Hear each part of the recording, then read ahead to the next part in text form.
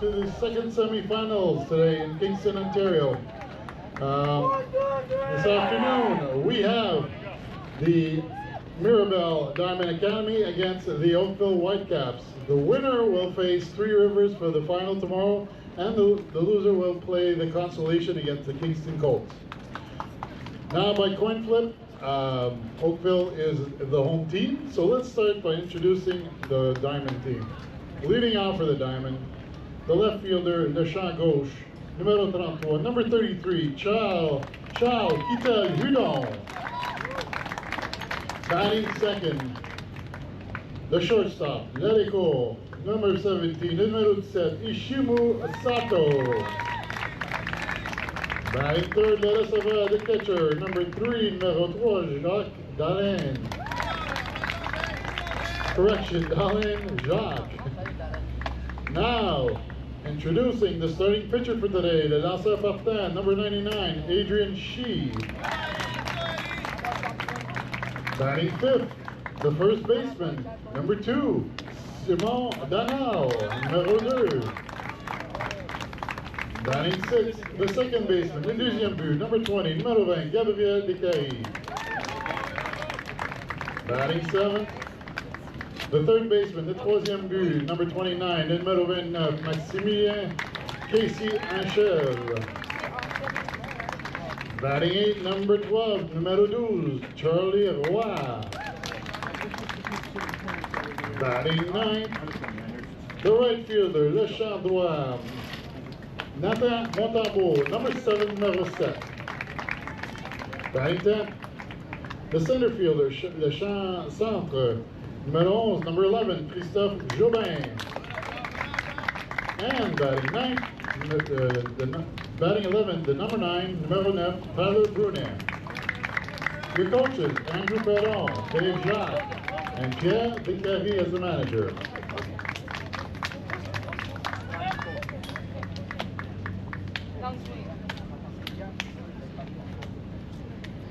Now introducing the Oakville Whitecaps. Leading off for the Whitecaps, the shortstop, number 4, Lake Cosentino. Batting second, the catcher, number 24, Logan Harvey. Batting third, the third baseman, number 6, Jackson Vale. Batting fourth, the left fielder, number 21, Thomas Loeffler.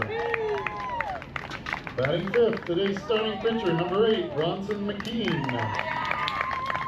Batting sixth, playing center field, number 12, Josh Wynn. Batting seventh, playing second base, number 2, Caleb Sutherland. Batting ninth, number 27, Matthew Rushiwish. Batting 10th, number 13, Jack Carson, the first baseman. And batting 11, number 18, Sam Cuss-Doyle, the right fielder.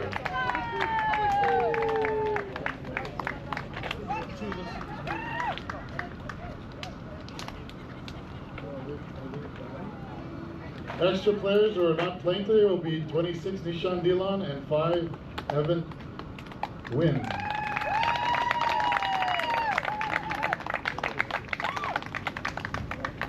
Coaches, Jason Harvey, Sam Cosentino, and Scott Bale.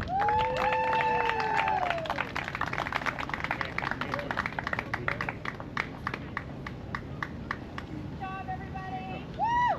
And now if you would all remove your hats. And please stand if you are able to for the singing of our national anthem. Please remove your hats. Thank you.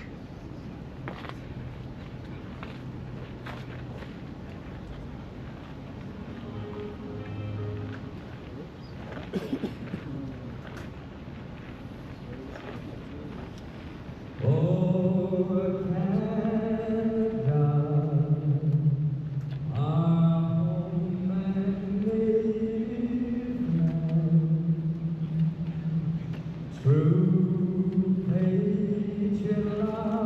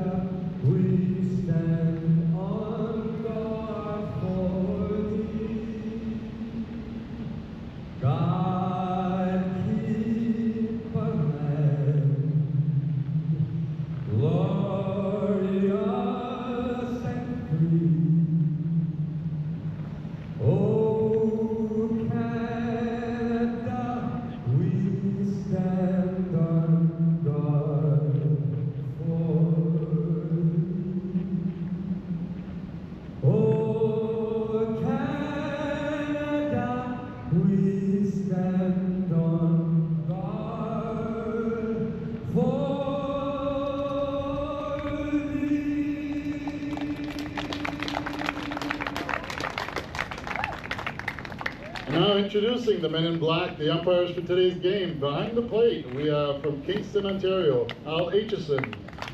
At first base from Ottawa, Jack Burnett. Second base from Ottawa, Mathieu Gervais. Sorry, third base from Ottawa, Mathieu Gervais. And at second base, we have Mr. Mark Bradley from Ottawa. Now I would like to invite Mr. Pascal Jobin and Mrs. Carrie Costoy to do our parent pledge. And as for the players, we're looking for Gabriel Descaries and Jack Carson.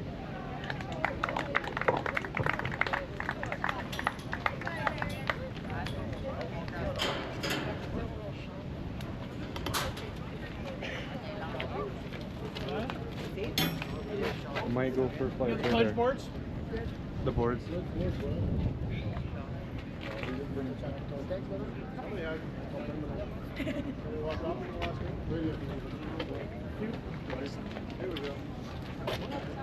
Tom, do you want to grab the paper for Wayne?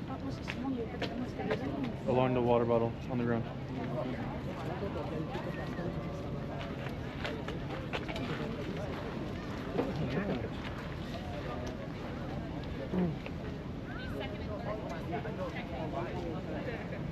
I'm gonna put my glasses on, find out what we're doing. All right, so we got the English pledge first. Who got that? That's you, sir? You're right there. Come on in. Come on in here. Nice and loud. Nice and loud. It's on. I trust in God, I love my country, and will respect its laws. I will play fair and strive to win, but win or lose, I will always do my best. Good job, sir. Come on in. Thank you. Je crois en Dieu, j'aime mon pays et je respecterai les lois.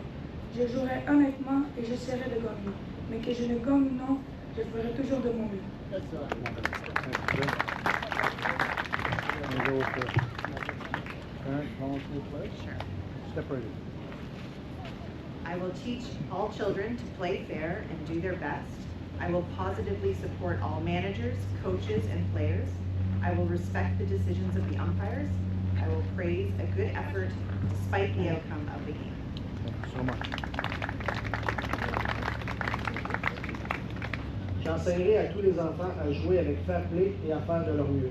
Je soutiendrai positivement tous les managers, entraîneurs et joueurs. Je respecterai les décisions des arbitres. Je féliciterai les efforts fournis, quel que soit le résultat du match. Thank you, sir. Gentlemen, good luck. Let's play ball.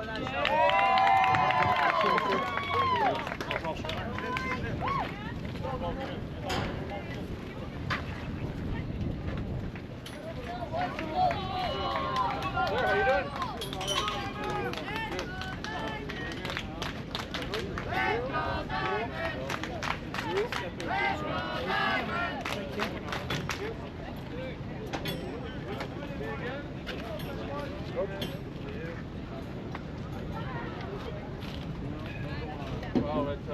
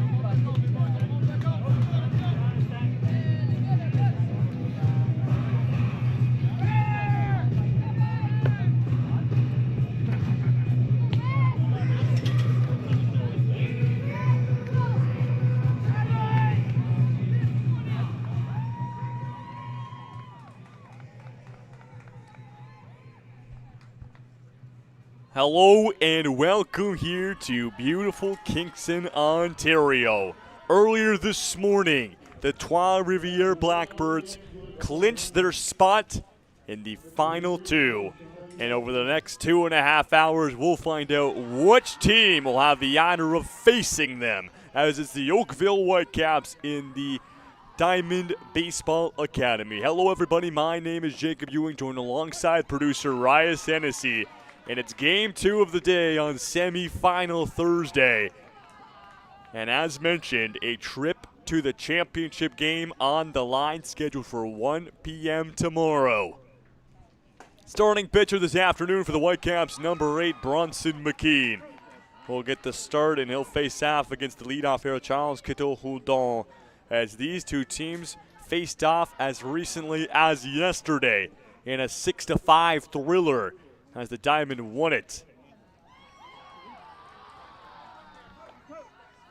And so, well, flares still flying high, as when you have an intense battle only as recently as yesterday, there's bound to be maybe a little animosity between each other. The 2-1.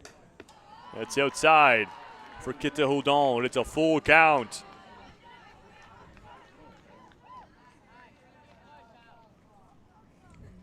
And we'll have the payoff pitch here to the leadoff batter. And he'll foul it back. We'll do it again.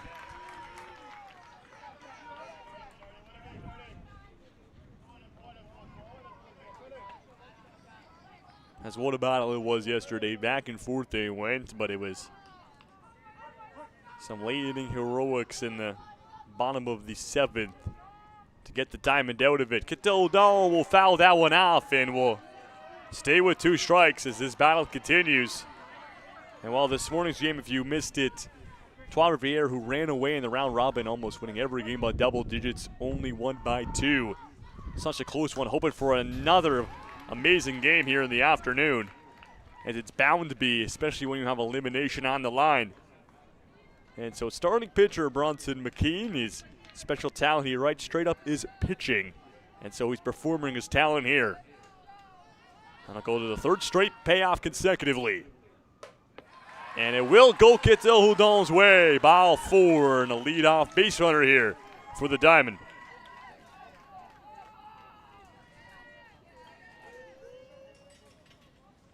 And there's a Shimu Sato to the plate. First pitch up high for ball 1.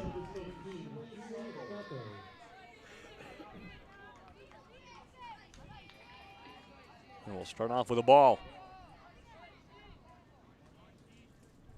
Saddle will hold down for ball 2. And a quick lead. Saddle playing shortstop. He is one heck of a ball player on both sides of the ball, but especially the defensive side. He's just nothing gets by him, and you should see him pitch. And if he's eligible today, I'm sure he'll come in a relief spot. As that strike 1 on the other half, as McKean will paint it.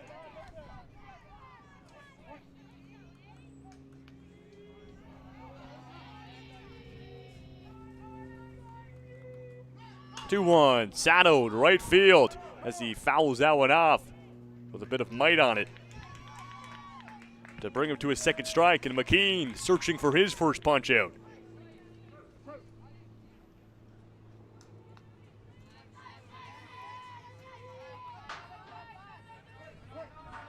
And we'll have the 2-2 delivery.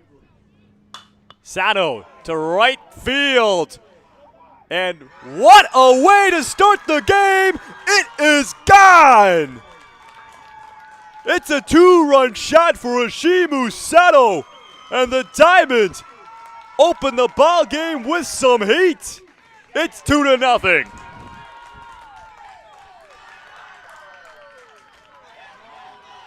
And the engine has been started.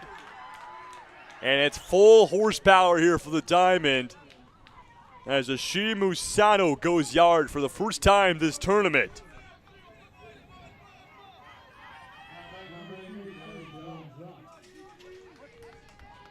And there's Dalen Jacques. That's first one inside for ball 1. And if you're Bronson McKean,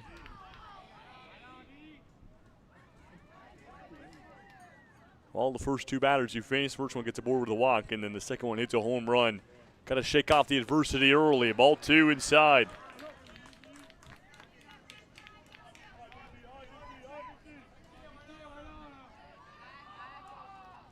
And McKean seems to be their guy, obviously pitching in a big game today, but in yesterday's battle came in a big time of the ball game. Only pitched 20 pitches to keep him available for today. He's in a 3-0 hole here against Jacques. It's a 4-pitch walk. And the second walk through 3 batters from McKean. And time will be called from Logan Harvey behind the plate. And he'll go talk to McKean. As Adrian Shee due up in the lineup.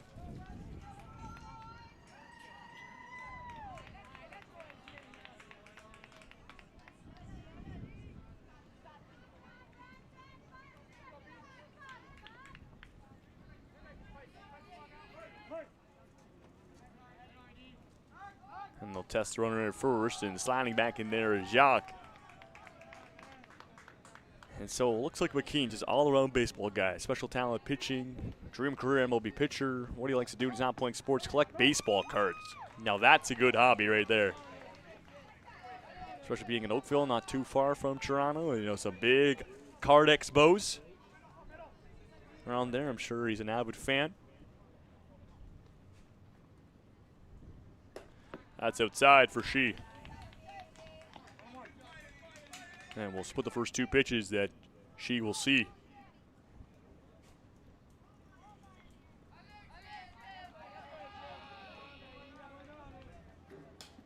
1-1, strike 2. On the top outside corner. And McKean still searching for his first big out here. He needed to try to flip some momentum. Won't find it there. We'll see ball 2. As the Diamond probably cannot ask for a better way to start this game. Take control early. 2-2. And Shee will pipe that one in the foul territory.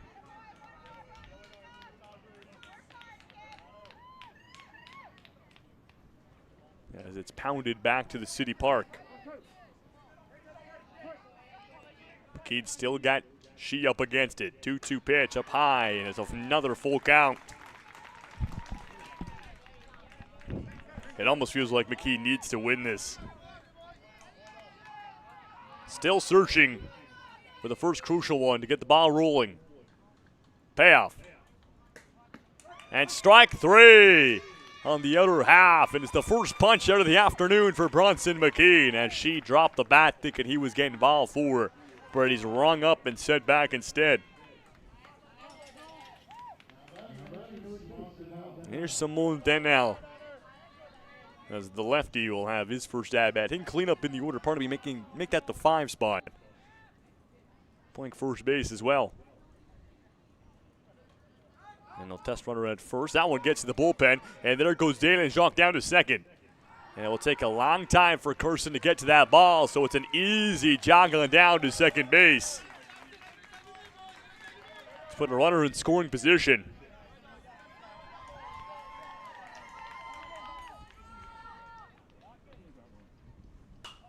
And Denal will foul that one off.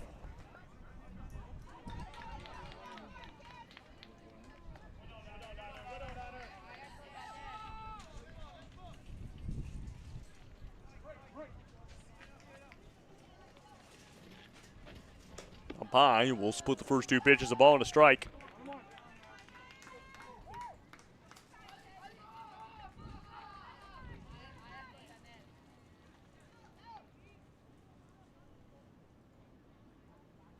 And goes on through there as McKean able to blow it by him for strike two. And potential back-to-back strikeouts here for McKean after he punched out Shee moments ago. Here's the 1-2 delivery. Got him, strike three. And McKean starting to get into a rhythm with Gabriel DeCalary due up.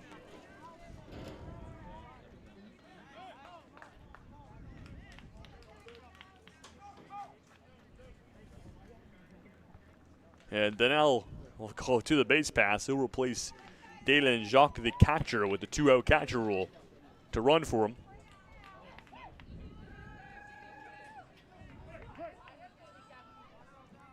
Here's DeCalary, who started at the bottom of the order during the beginning of the tournament, but has obviously since then moved up, now hitting in the 6th spot.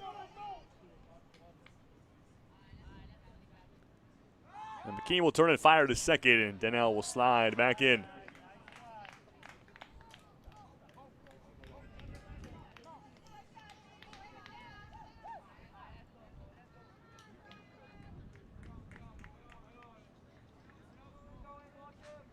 Bunt shown.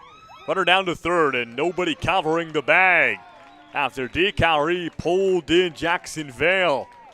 Showing bunt, and it's a successful steal there from Simone Donnell. Puts himself a base hit away from adding to the tally.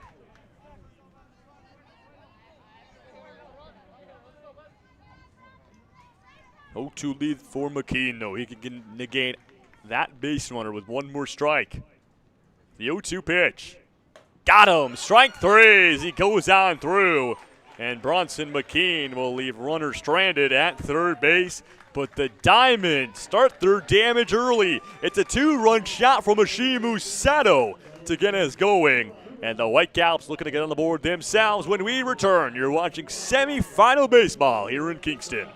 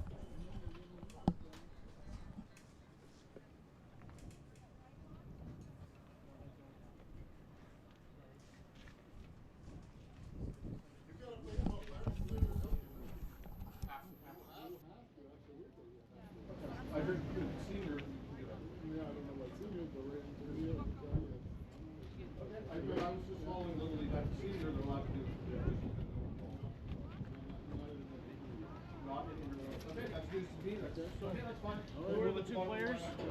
Who are the two players? So it's Dylan and Dylan and Evan, number 5. 26, Dylan, and then Number So 5. are they Yeah. staying in the same spot? Like, Yeah. okay. Yeah. Okay. Yeah. Sorry, I was wondering. I thought they were. Yeah. 26 and then 5 will be the bottom. Okay. Sorry? 26 and 5. Is that right? Make sure we got them in the same order. Yes, sir. 26 and 5. And 5, Both perfect. EH, yeah. Yeah. Thank you.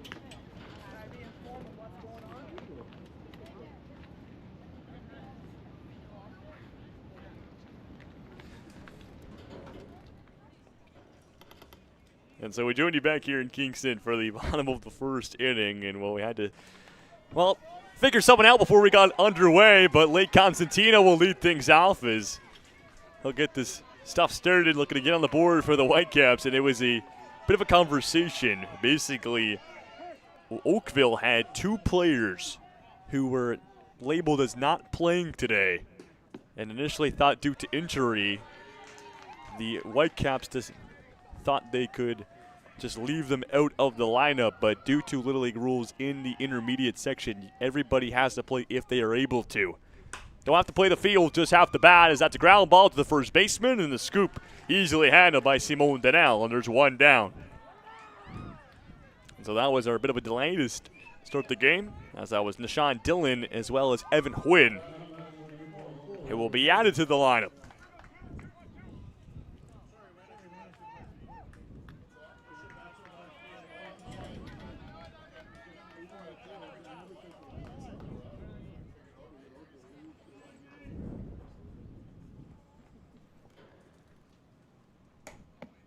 Logan Harvey at the bats now. Ball 1 to the outside. And Harvey's such a consistent piece of their lineup. He's got a gun on him as well as the catcher really has the ability to throw out people who are trying to steal bases. Off the end of the bat, a chopper to the second baseman. Bobbled initially, got to be quick, and it's in time. Gabriel DiCarri able to recover. And there's a quick 2 away.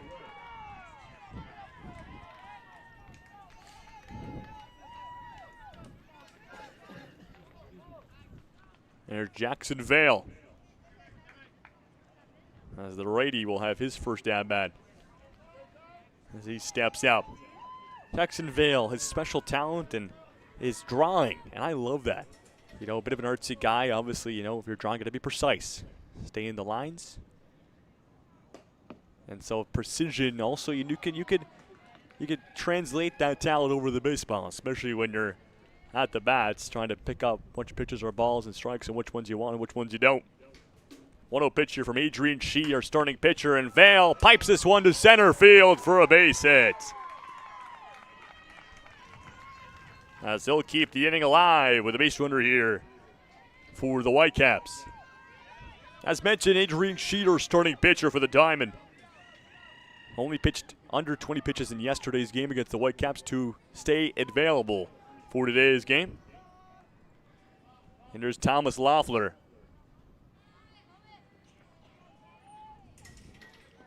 As the cleanup hitter tries to keep the inning alive.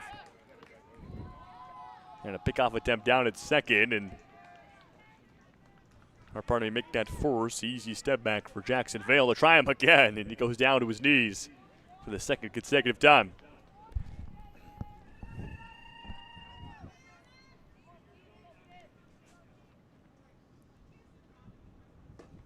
And it's ball 1 on the other half.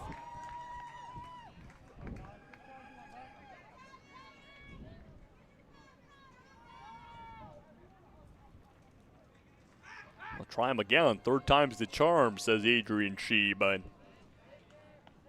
no magic there. Vale easy. Step back again. Very, very confident is Shee with throwing it around the base paths. Looks for a similar location. This one goes the other way. Strike 1.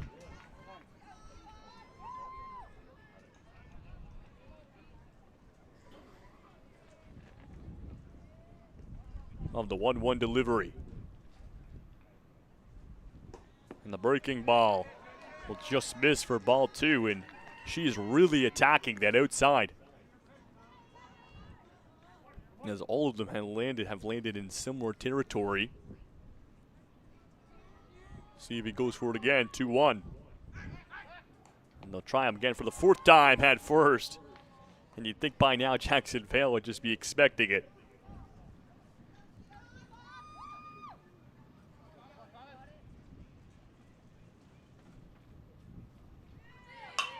Up the middle and in the glove of Shea with a comebacker. And an easy play down to first base. And the Diamond will maintain their 2-0 lead. Second semifinals of the day, Trois-Rivières awaiting their opponent. And we come back, it's top of the second with the Diamond on the offense.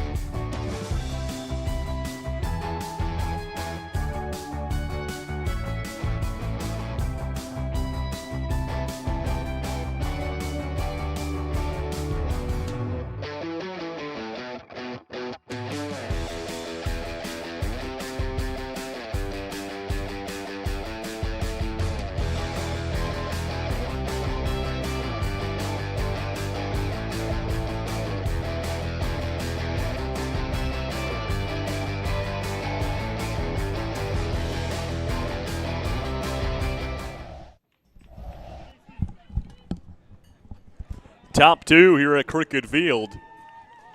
As it's Maximilian Casey and Chev to lead things off. Will be followed up by Charlie Wine, Nete Montembeau. As McKean, who struggled to start off the top of the first inning. Well, clean slate here in the second. We'll see if he can get going early as Casey and Chev fouls the first one back.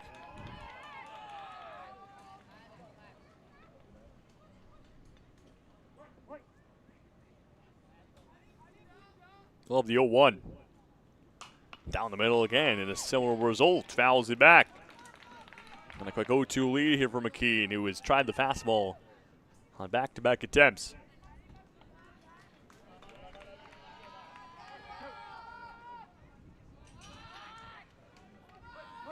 So McKean with the lead in the 0-2 pitch. And it's ball one. I'll check though if he went. He did not. That is a great hold by Casey and Chev. And will keep him at the bat. 1-2. That's blown up high for a second ball. And while it was 2 walks and a homer through the first 3 batters for McKean, and then started to straighten things up with 3 straight strikeouts. 2-2. And that one will get him. Tries to hold it, but it's a tad too late. And the strikeout streak continues for Bronson McKean. And here's Charlie Waugh.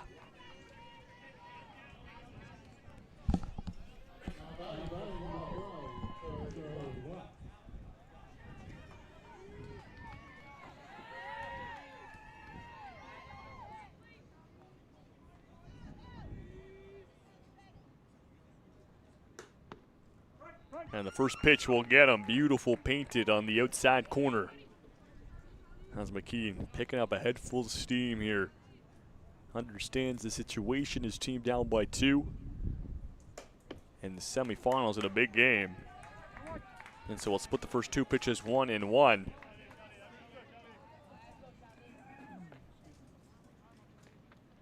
As the Diamond trying to make it a battle of the 2 Quebec teams in the tournament.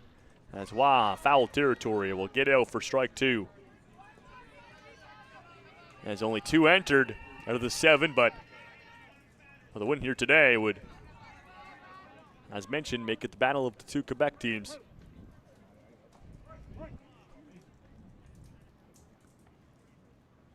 One, 2, and got him as Waugh swipes on through. And a streak is created here for McKean as he's picked up a bunch consecutively.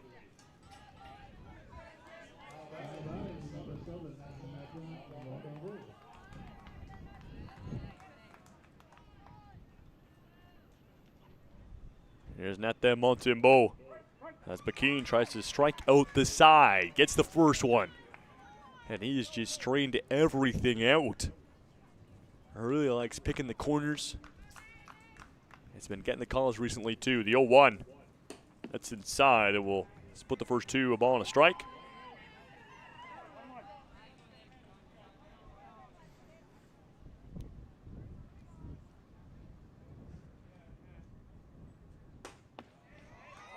And that's ball 2 for Montembeau. We also saw a pitch in yesterday's contest between those two teams. Playing right field to start this game. 2-1. Montembeau fouls it back to bring him to a second strike. And McKean, chance to strike out the side. Montembeau gonna protect here in battle.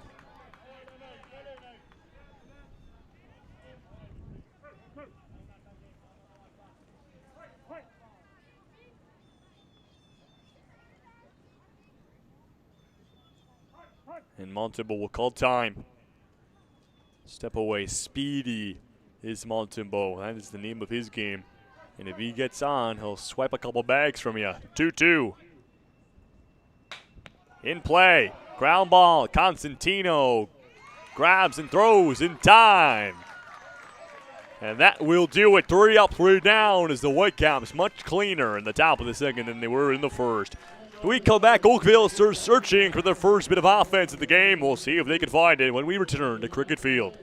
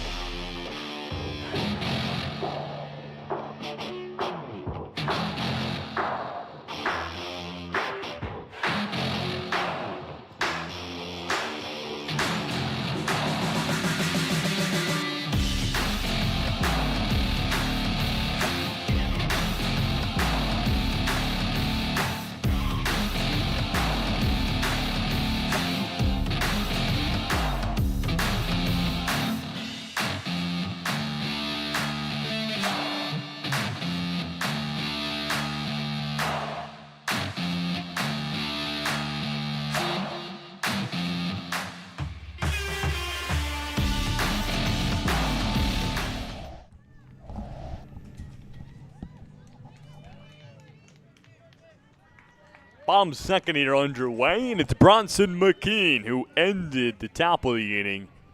Here to lead things off as the battle of the pitchers commences here between him and Shee. Up the middle and Shee right to him. And a routine play for Adrian Shee. That's back-to-back comebackers he had as he ended the bottom first with a pretty much identical play.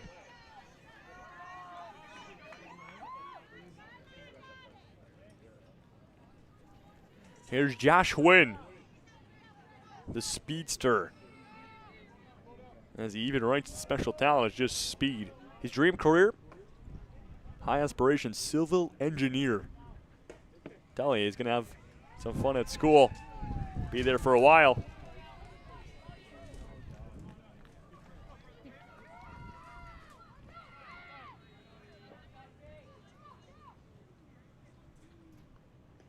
And down in the dirt for ball number 2, so Wynn will take a lead. And well, if Wynn were to get on base, as mentioned, he's a guy just like I spoke about Nathan Montembeau on the side of the diamond.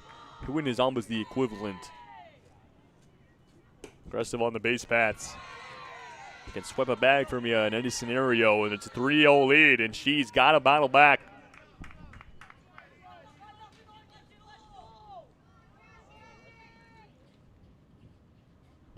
It's down to the dirt. It's a 4-pitch walk for Josh Wynn. And a base runner for Oakville. For Caleb Sutherland, the second baseman.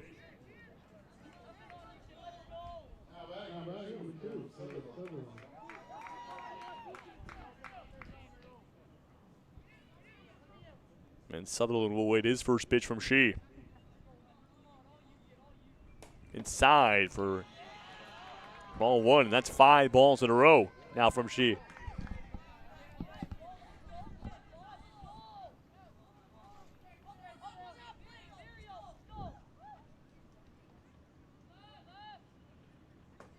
And a breaking ball, unable to locate, he will, pardon me, on the inside. And we'll split the first 2 pitches.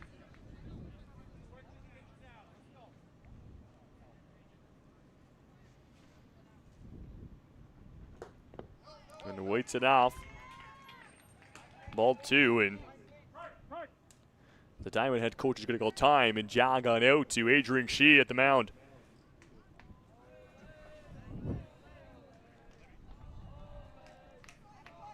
And they'll have a quick talk. It's tying run now at the plate for the Whitecaps. So just a quick talking too.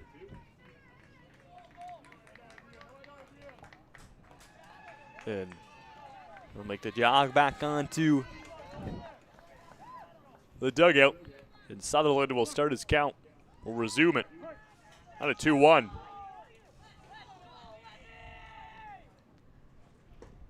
And a beautiful breaking ball. Starts inside, breaks over the plate for strike 2.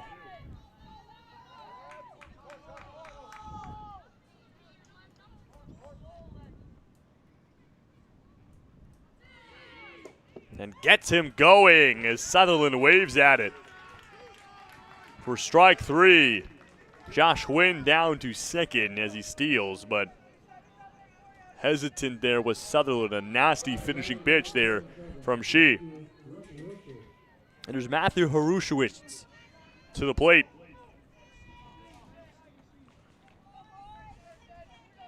And with 2 outs, the Diamond trying to keep things scoreless. Harushewicz right to the third baseman, Casey Enchev, with a beautiful pickup play. And cross Diamond in time. And that will do it for the second inning, as the Diamond maintain their lead at shutout baseball through 2 innings from the team from Mirabel, Quebec. When we come back, the Diamond looking to add to their offense as we enter the top of the 3rd inning.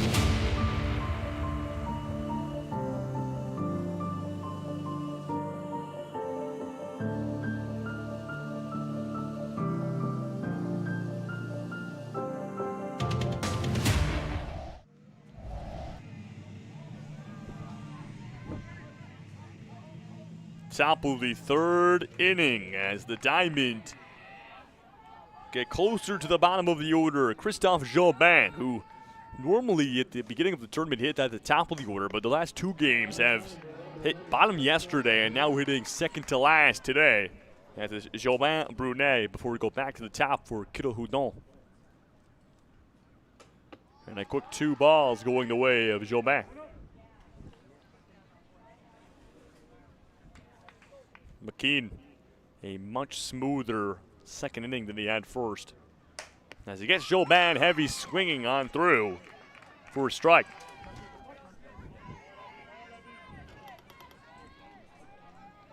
As he's really found his mojo in that second inning especially.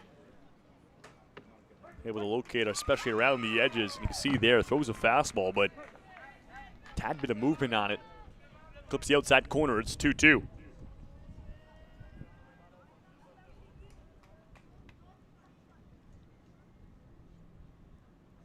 And got him. Jobin early on the swing, and McKean will find strike 3, and there's a leadoff punch out. As he has been dealing ever since he walked Dalen Jacques. It's been strikeout, strikeout, strikeout, strikeout, strikeout. And I believe a ground ball and another strikeout just there. And the first pitch to Tyler Brunet will be ball 1.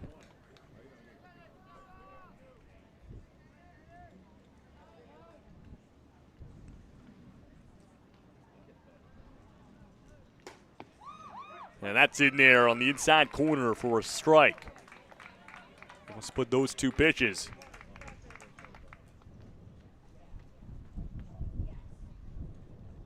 One. Now, late decision there from Brunet to go on through for strike 2. And McCain will do a lap around the mound. And Brunet got to battle his way back into it. He'll await the 1-2 delivery.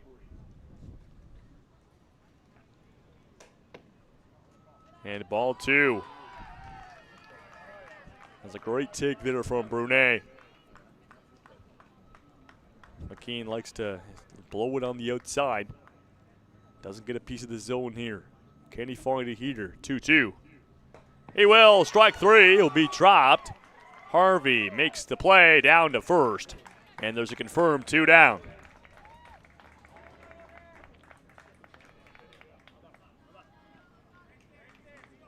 And we'll go back to the top of the order to Charles Kitahondon, who walked his last time he was here. And, well, McKean trying to retire the sign in order. We'll see if Kitahondon can keep us going here in the top of the 3rd. First pitch whipped up high.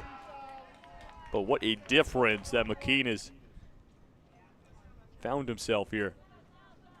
He flipped up the script a whole 180. But he gives a 2-0 lead here to Kitahondon.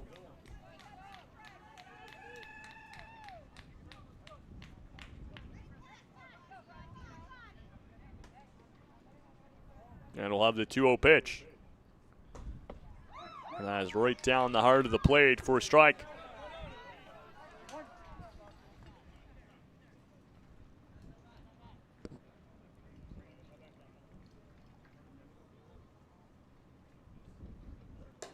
And up high and 1 ball away from Kitahondon finding his 2nd walk of the ball game. And McKean trying to keep his strikeout streak alive. And that will keep him there. As Kitahondon didn't even flinch to go down to first. He knew it. It's a full count.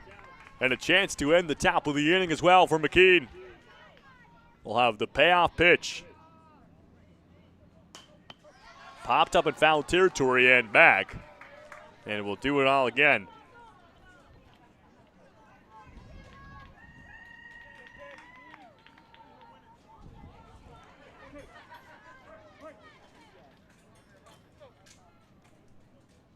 Second consecutive payoff.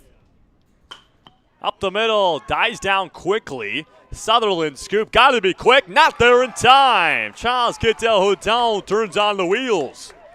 And we'll keep things going here in the top of the 3rd as he's aboard first base. That was a weird one off the end of the bat. Killed all sort of momentum rolling forwards, and it was just a fast run from Kitahondon as Sutherland had to close in on the infield quickly. And here's a Shimu Sato, the home run man, after he went yard on his first at bat. Strike 1 at the top of the zone.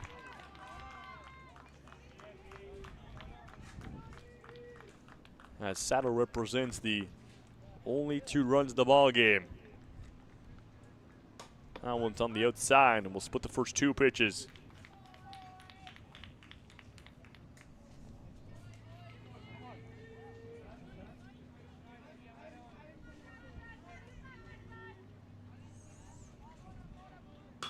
Sato, right field, going back and close to the foul line. That ball is dropped. It's a fair ball. Charles Kittil-Hudon's going to wave around third. The relay to the plate is too late. And the Diamond have extended their lead as Sam Cosdoyle kind of walked over and over and over all the way down to that right foul post. And he made contact with it in fair territory, knocking it even further into the corner. And it benefits the Diamond. And it's 3-0. As that's the 3rd RBI of the ball game for Chimu Sato as well. And Dalen Jacques will see the first pitch blown by him.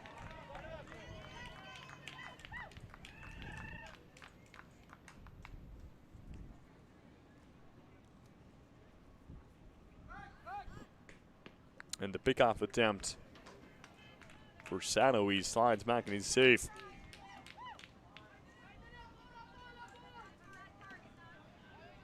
Jacques walked his first time up. He'll see that one through for a strike.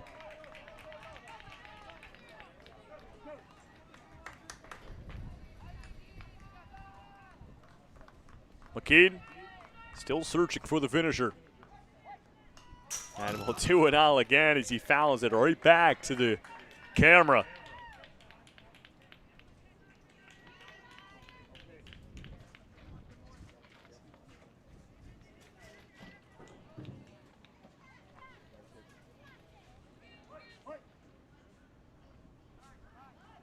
And McKean will step off, take a look down to Sato at first.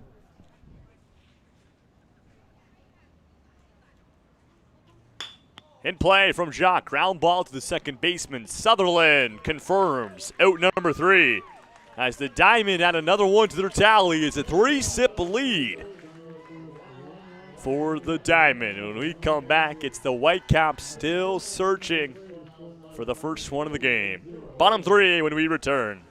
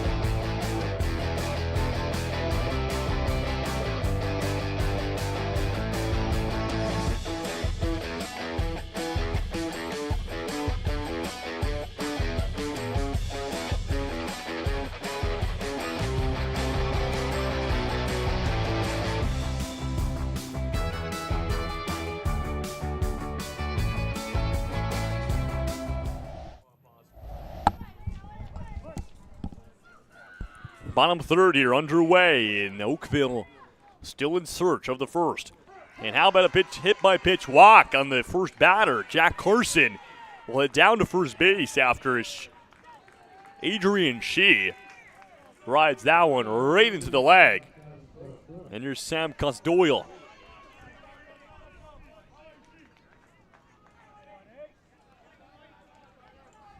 Gus Doyle playing right field, made an error in the top of the inning. We'll see what he can do on his first at-bat here, though. He swings on through. A beautiful pitch there from Shee to start him off.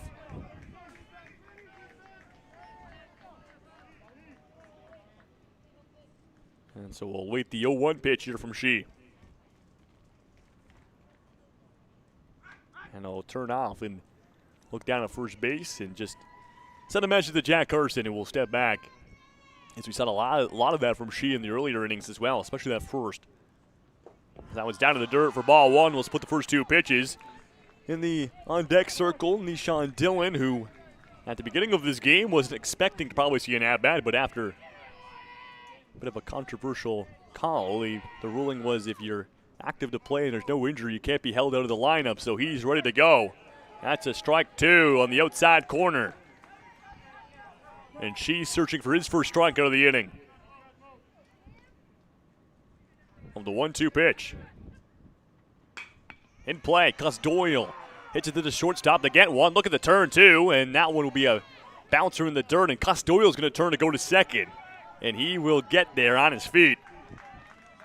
And so the Diamond will find the first down of the inning, but it's runner in scoring position as Gus Doyle finds himself at second base.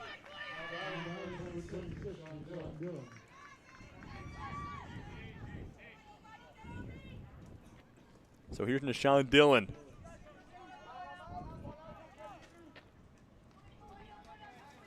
As we approach the bottom of the order here for the Whitecaps.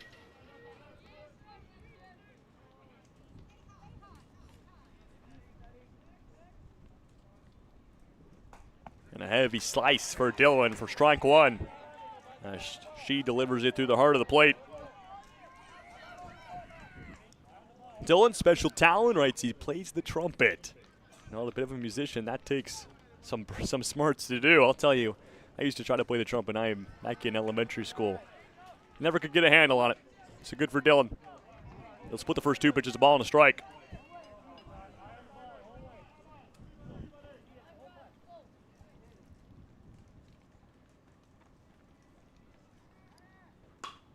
Dillon down the right field line into foul territory. Will bring him to his second one. And now he's got to protect.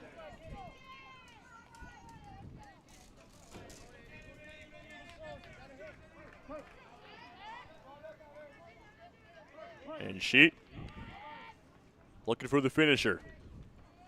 The 1-2. And the breaking ball doesn't get the call. Ball two on the inside.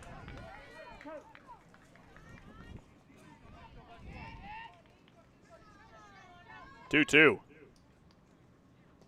Down to the dirt. Good recovery there from Jacques to get in front of it.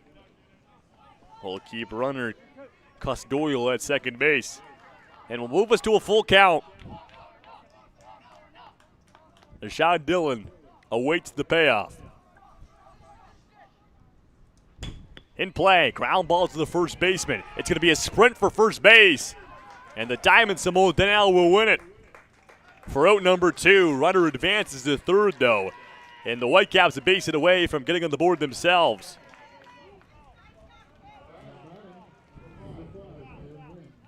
And there's Evan Huynh. He was the other of those two players who weren't actively on the roster until told to be added. He shows his bunt. He's a speedster. He loves that bunt. He'll foul that one off. We'll see if he goes back to it. I'd say over more than 50% of the time, Evan Huynh does show the bunt attempt.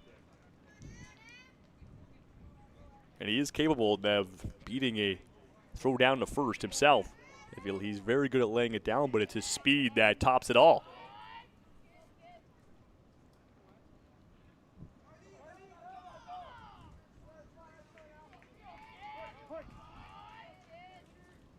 Here's the 0-1. It's ball one. Just away.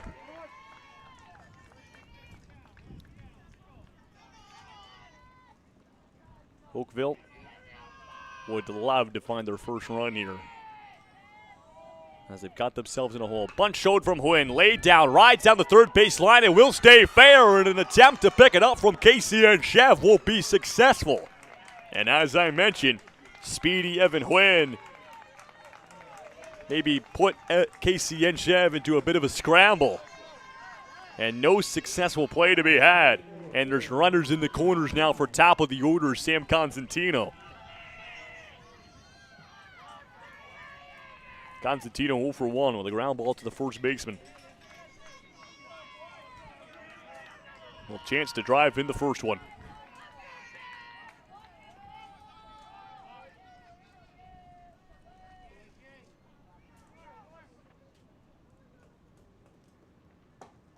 It'll be ball one on the other half.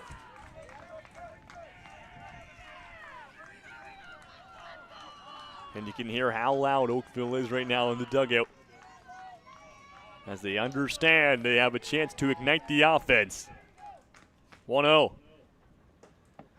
And it's strike one as it paints the inside.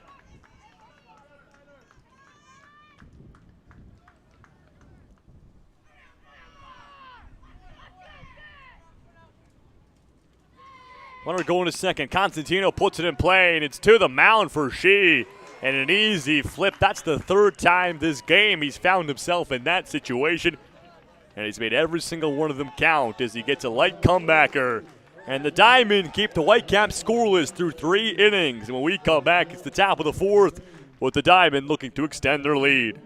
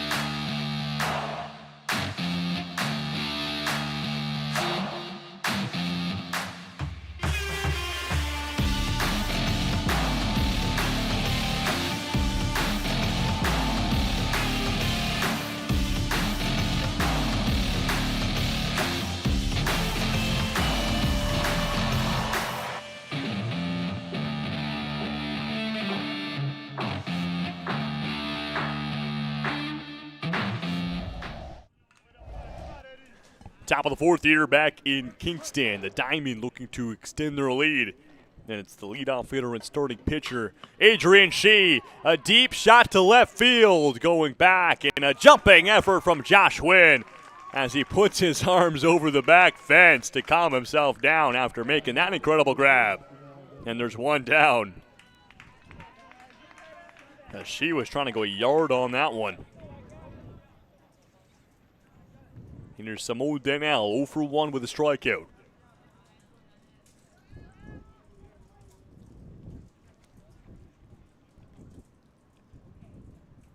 And Bronson McKean will whip the first one on the outside. McKean so strong since after that first inning.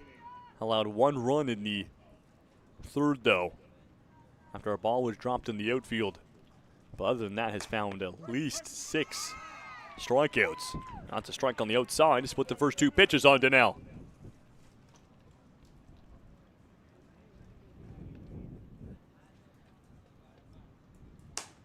One, strike 2 on the outer half. As McKean gives him the fastball. Now he's got a battle to stay alive. McKean looking for a punch out, the 1-2. And Donnell will hold the swing as he pulls back. And a smart decision, too. We'll get ball number 2.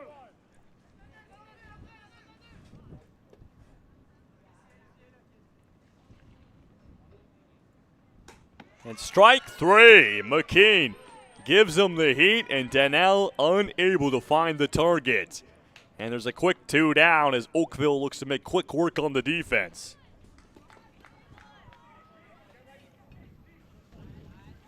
And there's Gabriel DeCaury, and this is starting to be the part of the order where McKean heated up the first time through. 0 for 1 is DeCaury with a strikeout. And he'll start him off with strike 1, no doubt about it.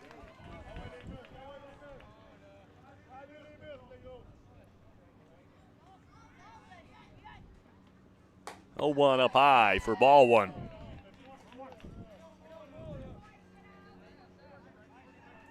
You can see there at third base, Logan Harvey is on the infield grass. And illegal to him is the other first baseman on the other corner, basically on the infield grass. That's a foul ball for strike 2. And a chance for McKean to retire the side in order. DeCaury got a battle and protect the 1-2. And got him. Drop strike 3 though. DeCaury doesn't notice it right away. Gotta be quick. Toss down to first in time. And it's 1-2-3. Retired for Bronson McKean, who is really heated up as of recently. And when we come back, it's the bottom of the inning. The Whitecaps started to get in dire need of a run. They still have 3 more innings of offense to try and find it, but would like it sooner rather than later. More baseball when we return.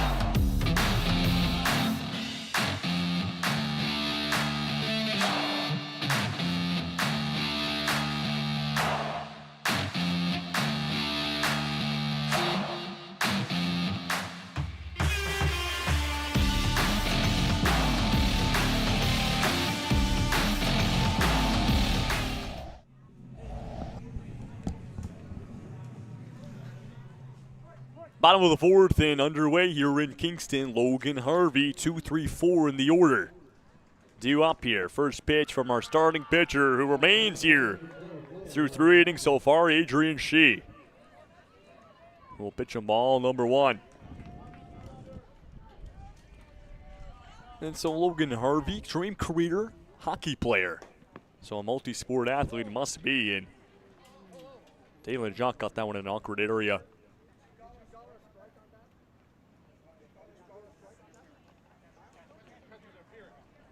And that was catcher's interference. So he must have got clipped with a bat, and we'll take a moment to ensure he's okay. We'll be right back.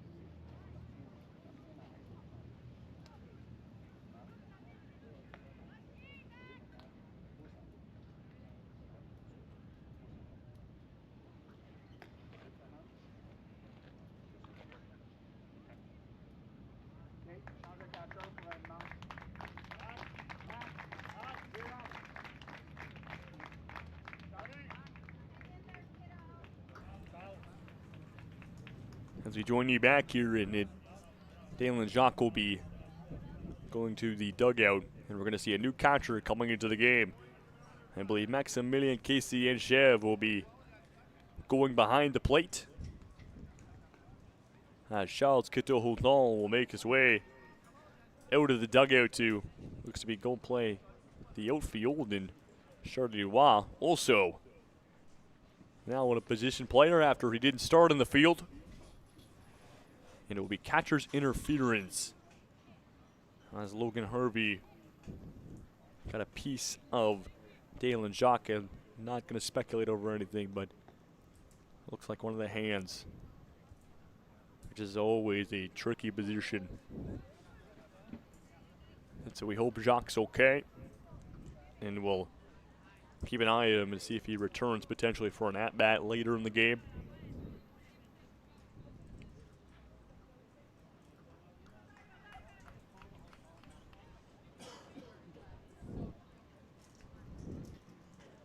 As Logan Harvey will be down at first base.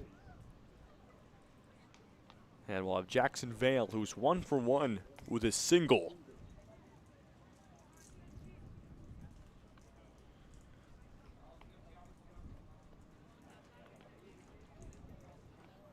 It's the first catcher's interference call we've actually seen all tournament long. We've been pretty lucky not to have any of those interactions, but it is, of course, part of the game.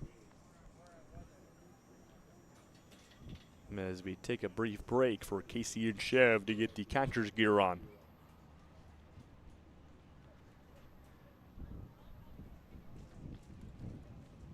That is just at the halfway point of this ball game.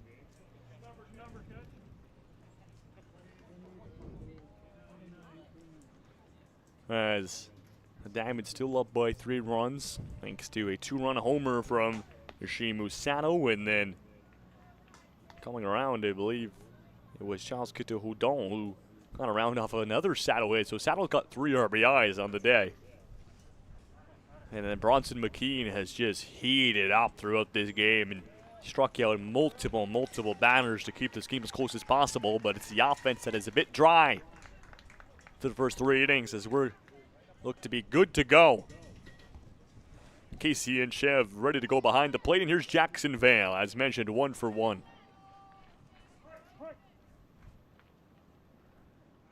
As a look down at first. And Logan Harvey will just slide on back.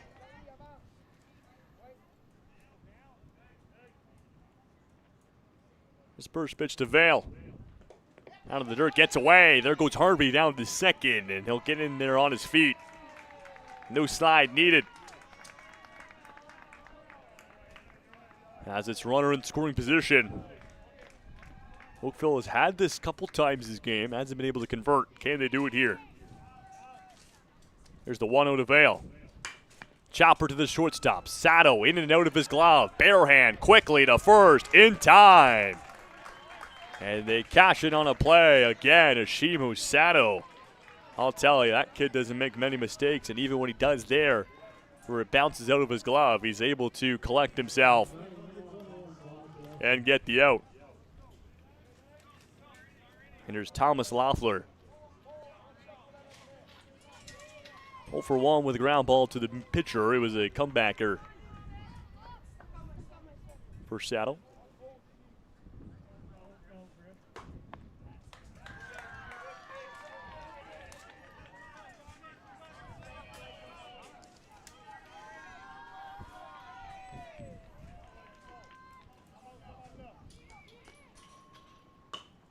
And Loeffler reaches down low on that breaking ball to foul it off. So the winner of this tournament will go to BC and play the champions, and if that's 2 out of 3, the champions of the Western Canadian Championships.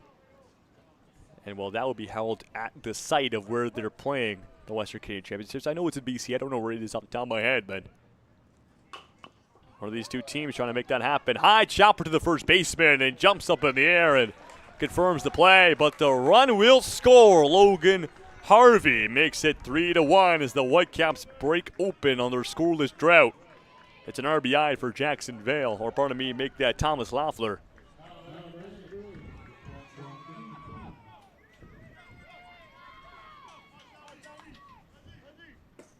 And there's Bronson McKean. And they'll check the swing. He went. As the coaches in the dugout were very prevalent to get him to check that swing, and good thing they did. The 0-1. McKean. This one off the third baseline for a foul ball, bring him to his second strike.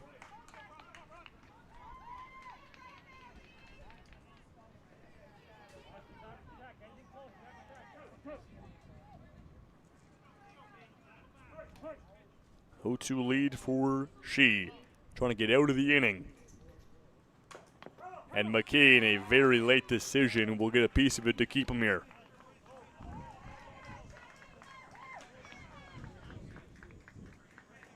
We'll stay at 2 strikes for McKean. We'll go back to an 0-2. It's inside for ball 1 of the breaking ball. There's She. That's his first run allowed, but through the first 3 innings, shutout baseball. Had runners in scoring position, was able to keep them stranded. It's been a strong game from 99 in the dark red. That's down in the dirt. High bounce as it ramps over top of Casey and Chev for ball 2.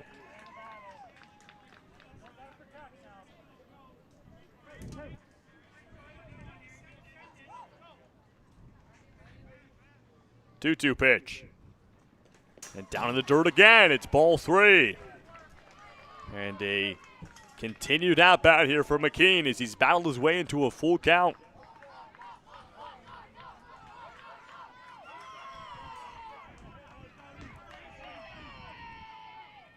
And we'll await the payoff from Adrian She.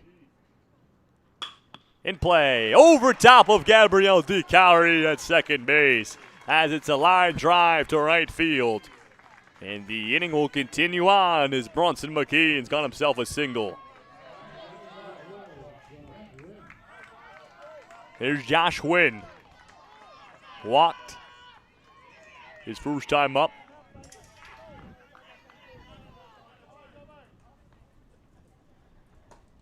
And gets that one. Strike 1 in the inside. As he turns his body to get away from it, but doesn't matter. Still gets a clip of the strike zone. Wynn shows bunt, lays it down. And a hard bouncer to Charlie Waugh. And the speedster Josh Wynn will get aboard first base.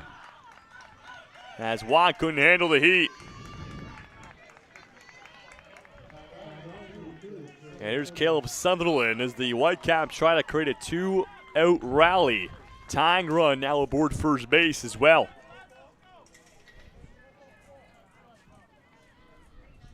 Sutherland fouls the first pitch back as he sees a middle fastball. And Oakville being resilient. Despite being down the entirety of the game, it seemed like a closer game than it actually has been. Chance to actually make it a close game scoreline-wise and potentially tie it as a step off and look at second. It will force McKean to step back.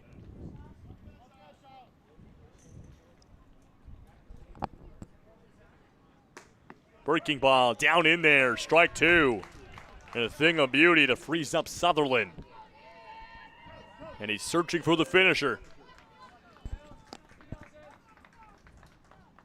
Well, the 0-2 pitch from Adrian She. Stares it down, and both runners on the go, and the Diamond won't even worry about them. So it's 2 now in scoring position.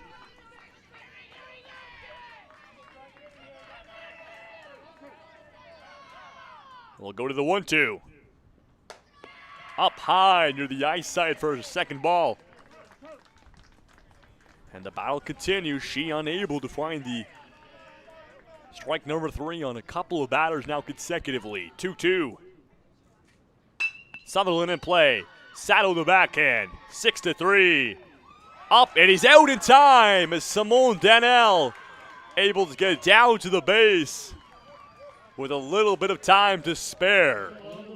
And the Diamond will strand 2 runners, but the Whitecaps, they get on the board. It's 3-1, and when we return, top of the 5th inning, with the Diamond looking to extend their lead.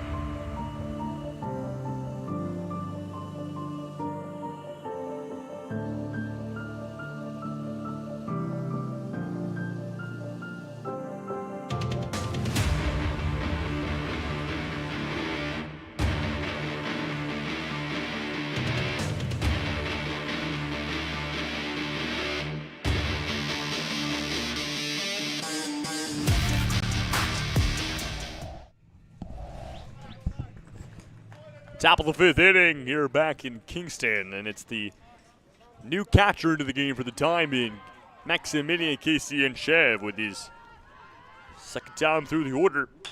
As he goes first pitch swinging, a one-hopper to the third baseman, across diamond for Logan Harvey, up high and confirmed by Jack Curson, and there's one down. So one pitch and one out as Bronson McKean looking to play more clean baseball at the mound.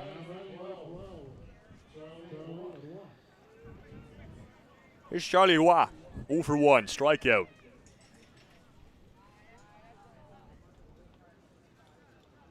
And he'll see that one through for a quick strike one.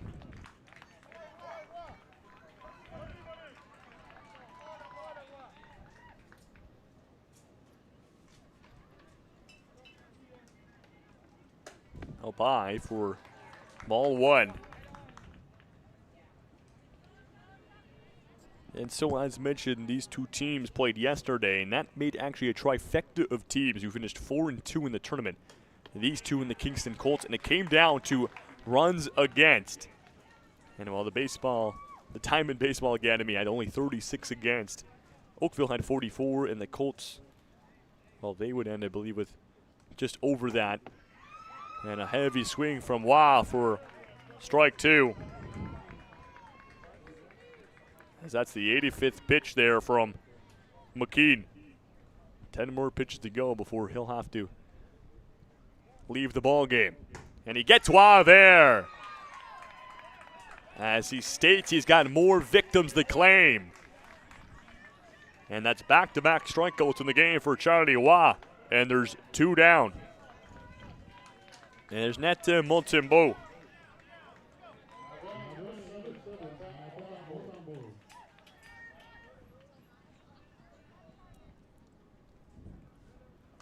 First pitch fouled back from Montembeau for strike number one. So superstition for starting pitcher McKean is he wears his grandma's necklace. And you know, family ties always so important to players, and nice to have a family tie on him when he's playing the game that he loves. Ball one. Now so we'll go one each way.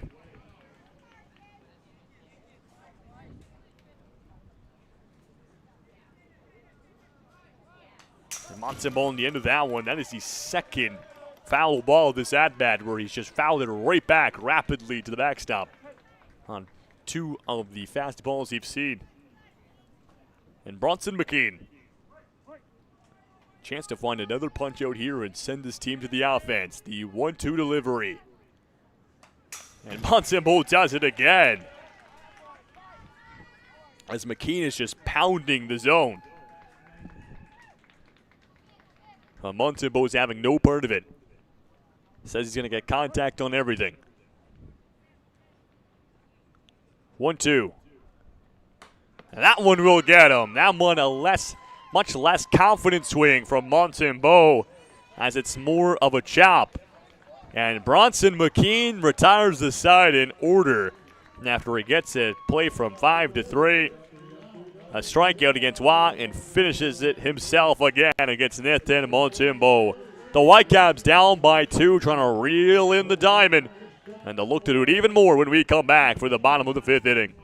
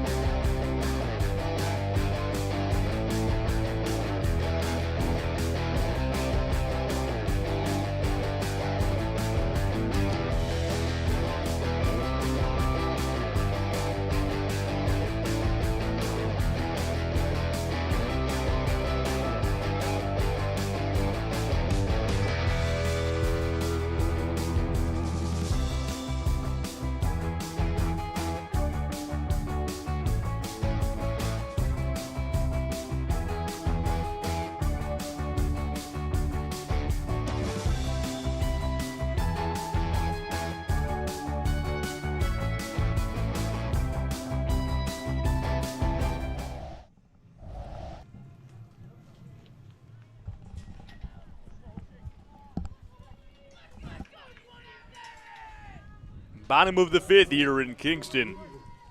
And it's Matthew Harushewicz to the plate.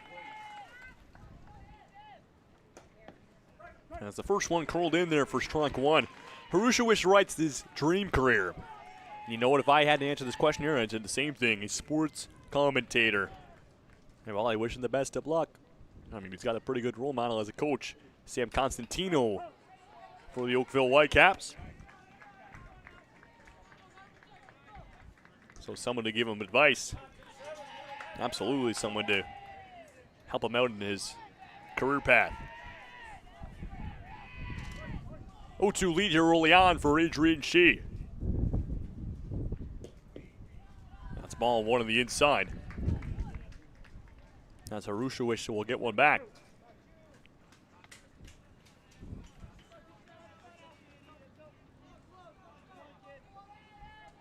Matthew always also writes his superstition or good luck charm. Eat blueberries and drink chocolate milk. Now that sounds like a superstition to me. You know, you get the extreme nutrients from a blueberry and the epicness of chocolate milk. Can't go wrong with that duo. 1-2. It's strike 3. The call is it will paint the outside. And a leadoff punch out from Adrian Shee.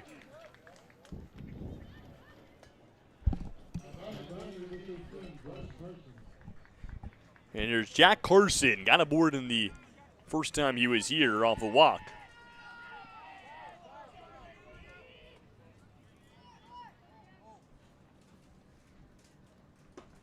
And swings on through. For strike 1, Carson, we've seen a mega pitcher for the Whitecaps in many of their games. He does tend to play the starting role too. Not just a reliever, and an awkward swing there for strike 2. And now he's got a battle. And he could even be a potential option for the Memorials game, depending obviously if it's the 3rd place or the championship to start. 0-2, Carson on the ground, and on the knees is Simon Donnell to find out number 2.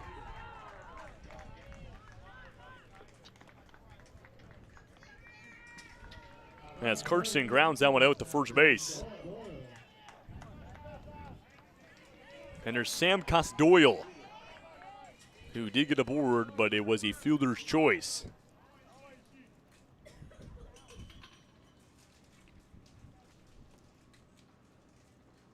And will foul the first pitch back as he gets underneath of it.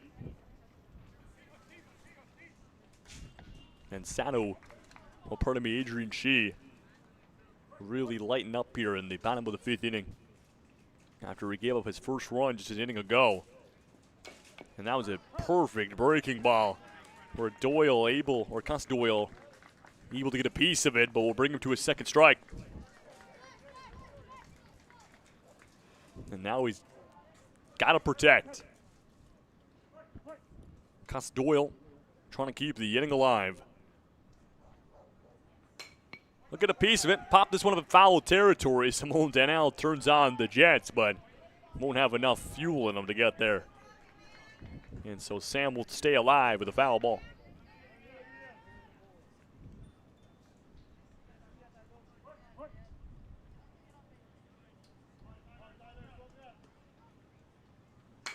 In play, Chopper.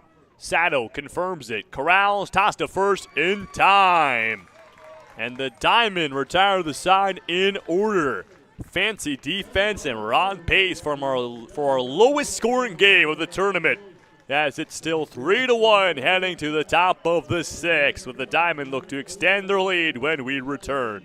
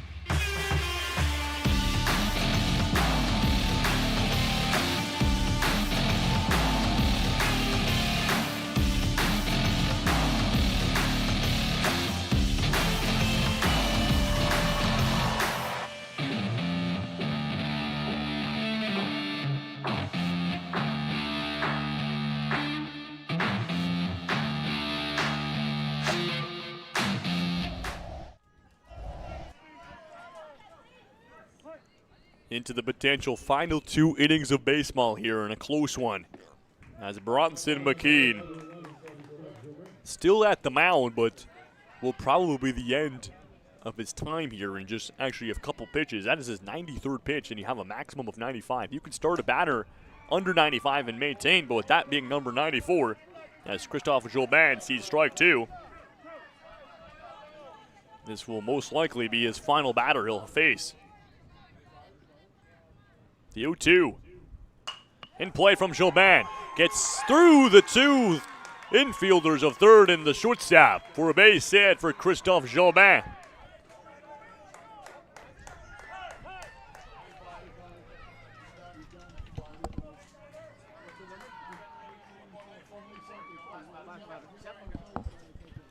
And McKean will actually have one more chance, as that's his 94th pitch, and this will for sure be his final batter, as it's Tyler Brunet. As we hit the bottom of the order,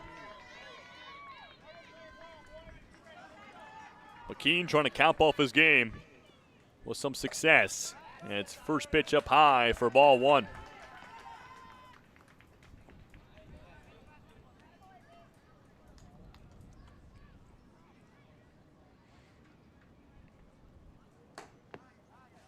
And up by the ice again. Will first 2 go Brunet's way. And he takes a 2-0 lead.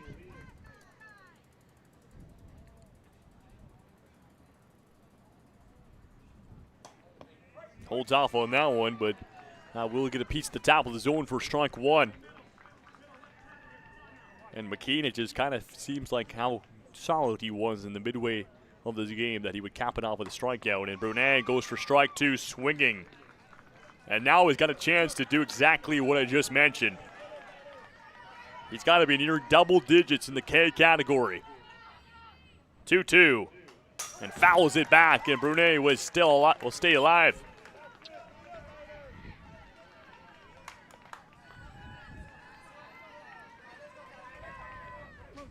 McKean. 2-2. And he went on through. Strike 3. As pardon me, no pitch as a balk has been called. So that will keep him in the batter's box.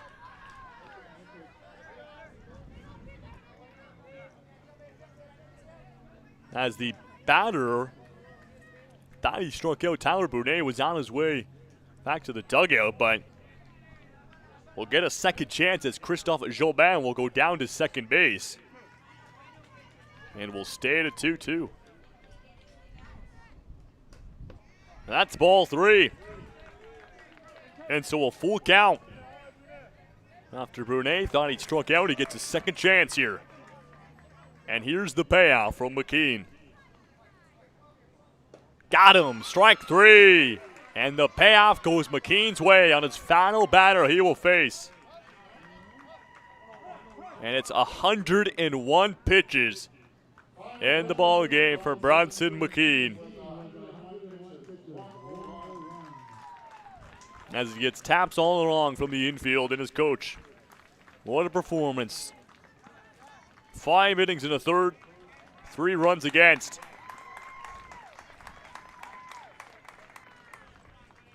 Only allowing, I believe, only about 3 hits. And we'll see who will be taking over. It looks to be Logan Harvey, the lefty. Or pardon me, the righty. He is a righty. He just stepped on the mound. It looked like he was going to throw a lefty. And so Harvey will begin his warm-up before we get back underway. Let's learn a bit about our new reliever, Logan Harvey. Well, as mentioned earlier, he wants to be a hockey player, and his favorite thing to do when he's not playing sports is hockey video games. So obviously he's a Chell player. You know, I'm a Chell grinder myself. Used to be more than I am now, but, you know, I still play. We hang out with friends, and his superstition, nothing. No superstition needed for Logan Harvey.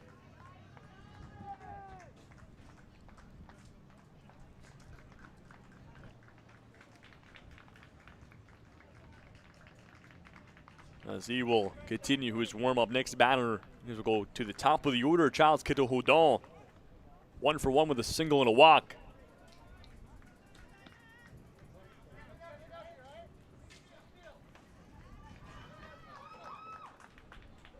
And so we'll finish things up.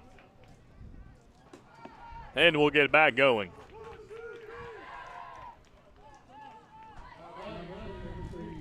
And so, Kittle-Houdon will have a runner at second. 1-0 in the inning. And be the first one tasked with taking on Logan Harvey. Kittle-Houdon shows bunt, but the transition to it will be a tad late. He'll foul it off.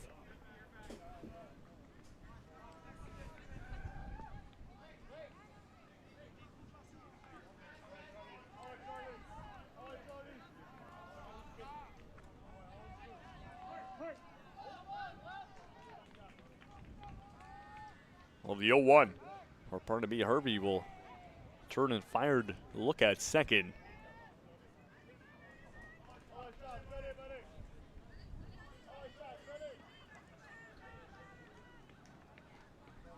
Harvey, we'll see how he settles into this game, trying to keep it as close as possible for Oakville. Gets strike 2 as he clips the outside.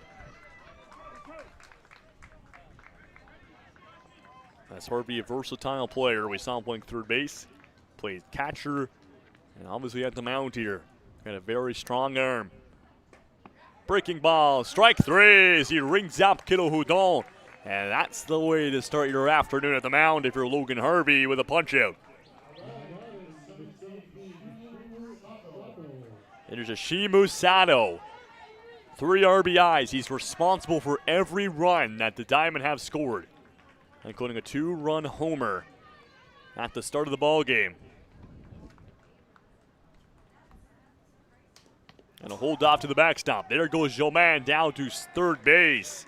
And his trot is good. A base hit away from adding to the tally of the Diamond.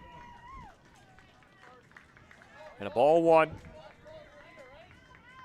on Sato.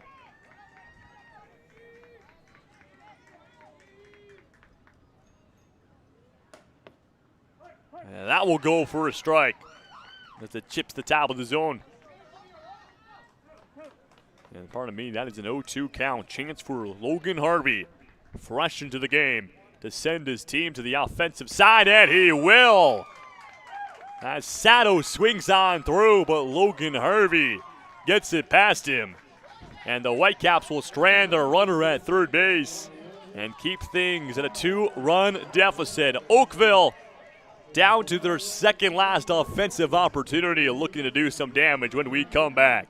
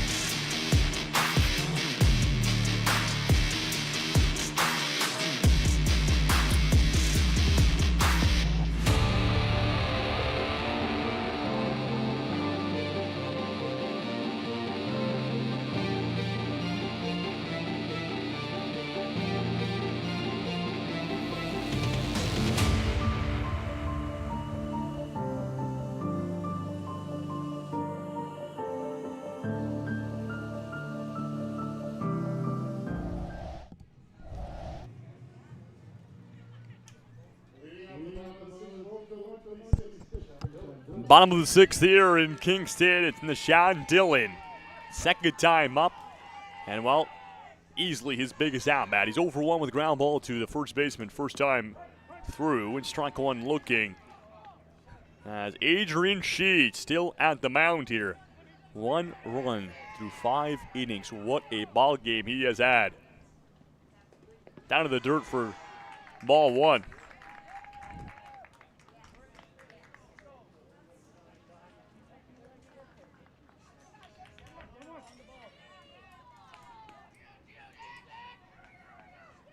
Here's the 1-1. Dillon, chopper to the first baseman. High bounce and hot potato confirmed by Simone Danel. As it bounced around, but he could calm it down. As that one got right in the shoulder, took an awkward bounce. As he gets some taps from the teammates. And there's one down as here's Evan Hwin. Got aboard with an infield single as he laid down a bunt. He's a speedster.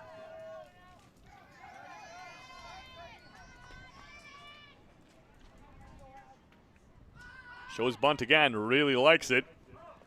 It's his bread and butter.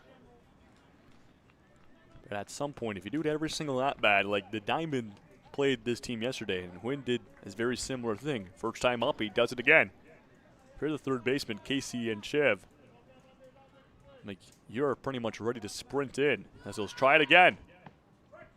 That's going to be strike two. And Dalen Jacques behind the plate for the Diamond is amazing to see after he got hit with a bat on a catcher's interference call, and he went down in some pain. But strike three on Evan Hwin as he sprints out the box, but it is held by Jacques. And there's two down.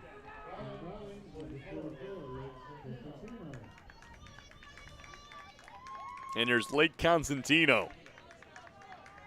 Can he spark something in the Whitecaps offense? If the Diamond get out of this with no runs allowed, it would force the Whitecaps to score all of their runs at the bottom of the seventh.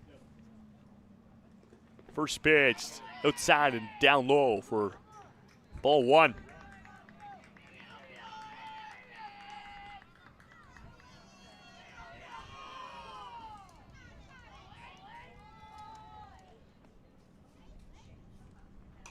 And Constantino will foul that one back.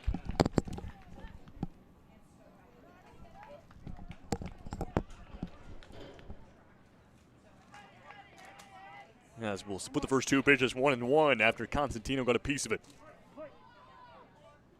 Lake, he's like a spark plug to this Oakville team. He's a very energetic guy. Looking to provide some energy right now for his team. And well, a bit of information for the Diamond organization, who were in Oakville actually for the senior championships, as the Diamond have been crowned champions of Eastern Canada, as with a 10-0 victory over Cape Breton in the finals. So while if you're a part of the Diamond organization, they are your senior Eastern Canadian champions. One more time, 10-0 over Cape Breton, an official final score. So congratulations to them, and while their intermediate team trying to do something of the same. Got to get past Oakville here first, though. 1-1. That's strike two. As it gets the Kyle on the inside. And Constantino's got a battle. Adrian Shee attempting to keep the Whitecaps capped at 1. Going into a potential final 7th inning. And it's ball 3. And the count is full. Constantino trying to give on base would bring tying run to the plate. And here's the payout from Shee. And Lake will make him do it all again as he fouls that one off.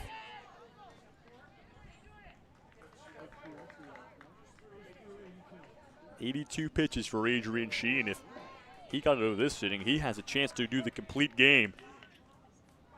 Got to find the strike pretty soon, though. Another payoff. And it's ball 4 for Lake Constantino. And he's down to first base, and as I said, tying run now brought up to the plate, represented by Logan Harvey.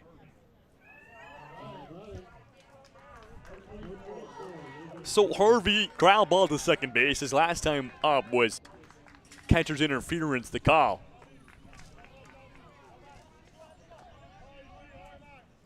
After Jacques, who is back behind the plate, got hit in the hand.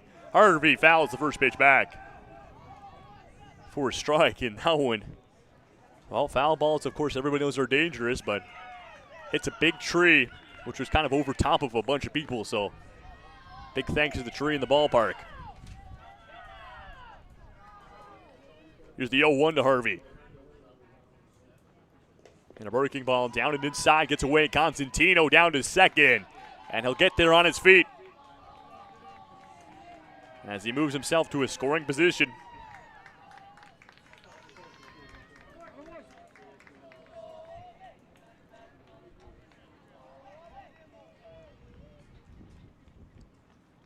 One.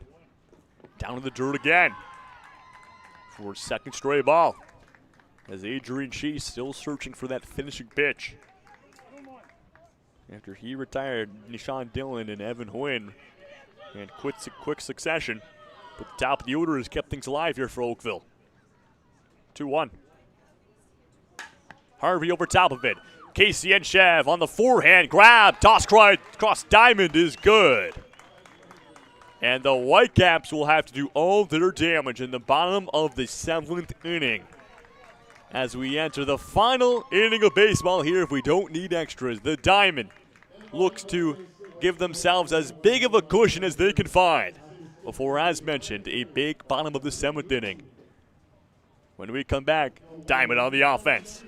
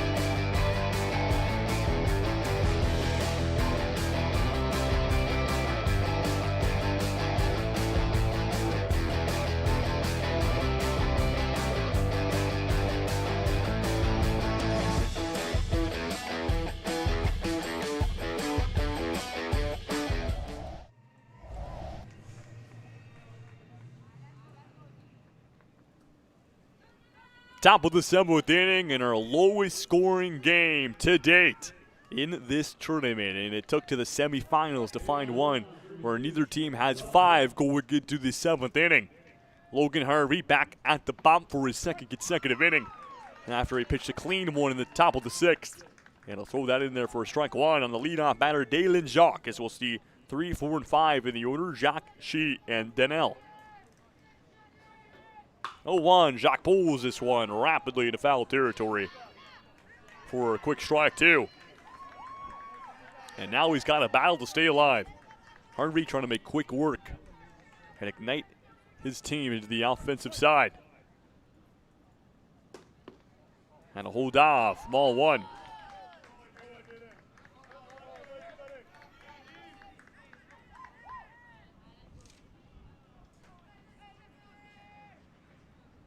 Here's the 1-2.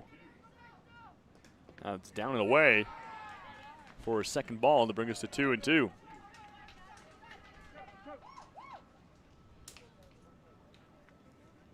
And the Diamond trying to do exactly what they did yesterday.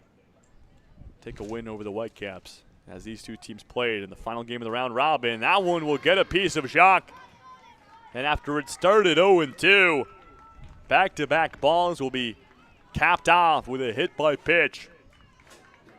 And Dalen Jacques aboard first base. Adrian Shee 0 for 2. Strikeout his first time in a fly ball to center field his second, but his performance in this game has really been just at the mound as he's pitched cleanly through 6 innings. We'll show Bonton.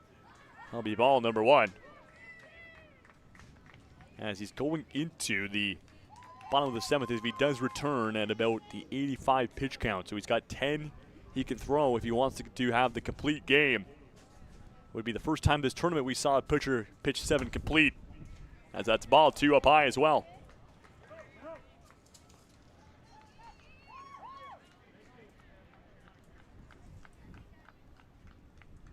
And she calls time, steps out. Here's the 2-0. Down and away, ball 3, and it's a chance for back-to-back walks here. As Harvey's got to straighten it out.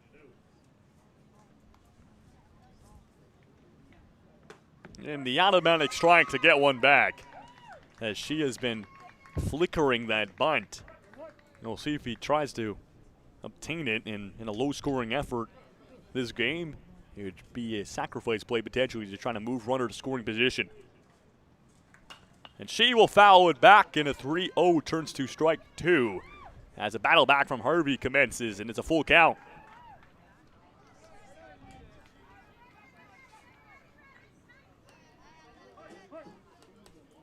And a full count payoff from Logan Harvey.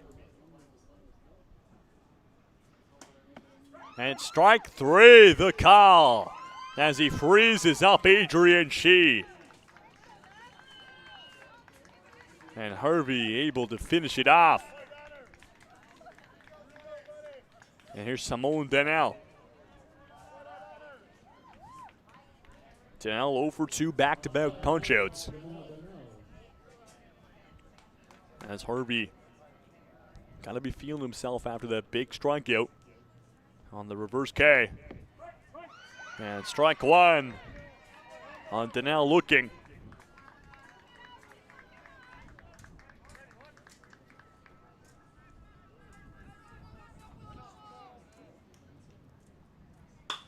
Simone Donnell dies down in the jumping effort from Caleb Sutherland to make the grab on the outfield grass.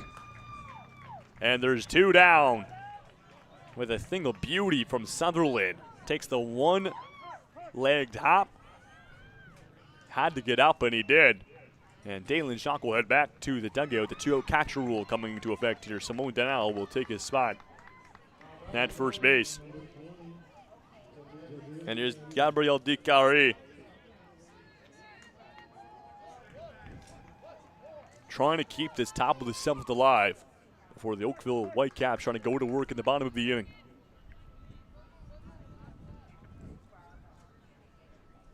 And the first pitch down the hard of the plate for strike one, and Harvey is just so cool, calm, and collected at the mound right now. Everything is locating, and even if he's down in the count, he doesn't worry. Finds a way back into it. 0-1. That's down to the dirt. Jackson Vale with a good pick. As it was originally Logan Harvey behind the plate, but Jackson Vale, who started at third base, is taken over at that position. 1-1.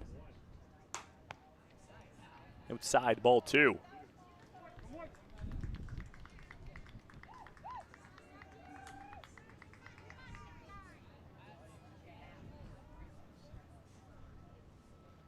Two-one pitch from Harvey. DeCalary pulls this one and past Sutherland at second base. And it's a single for Gabriel DeCalary. And runner now in scoring position with 2 on, and Maximilian Casey-Achev due up to the plate.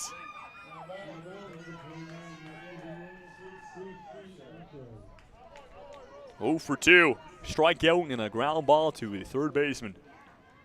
Trying to continue this momentum for the Diamond, who haven't scored in the last 3 innings. Their runs, we had 1 run coming in the third, 2 in the first, all off the bat of Ashimu Sato, who's got 3 RBIs and a home run to start this game. And I'll tell you, when you see a home run in the first inning, you think this is going to be a high-scoring game. It is the total opposite. And Harvey will turn down the second and sliding back in there safe.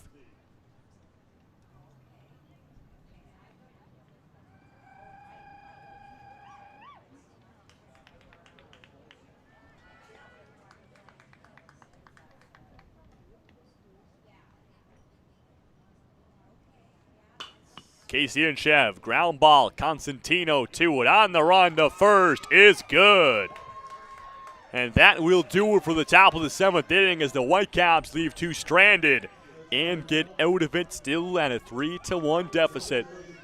Oakville down to their final 3 outs, need 2 runs to set us to extras, 3 to walk it off. And it's Adrian Shee looking to shut things down and claim a ticket to the finals tomorrow. Championship trip on the line.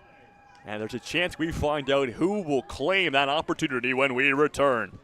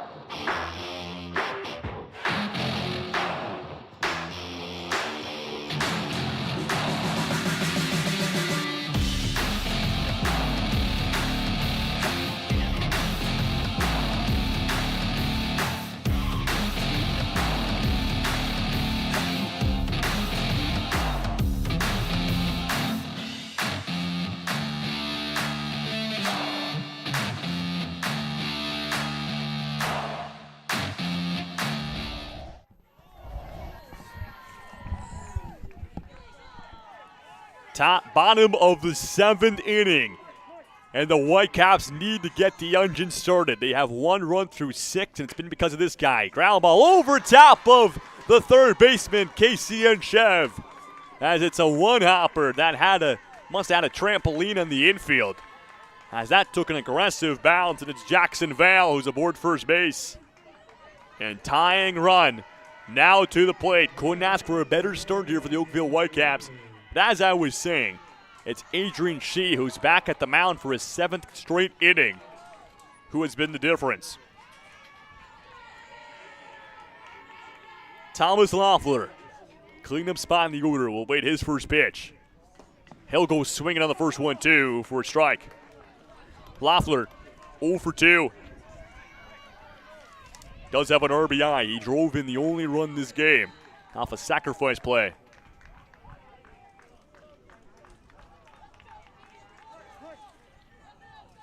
There's the 0 for 1. And he fouls that one back. In popped up in foul territory. Jacques on his knees, able to make the grab. And initially I thought it was going to get out of play, but that stayed very much down the third base line. And Jacques will make the catch, and there's one down. And there's Bronson McKean. Does he have the magic? And a breaking ball gets McKean going off a beautiful pitch for strike one. Run around is second as well as Harvey will get there. And honestly, it's really the second run to come through. So Harvey can steal as much as he wants, but got to find the two. That one's in there for strike two. It's back-to-back breaking balls from Shea. And McKean has got a battle. The 0-2 delivery. And got him! Strike three! As he freezes up Bronson McKean.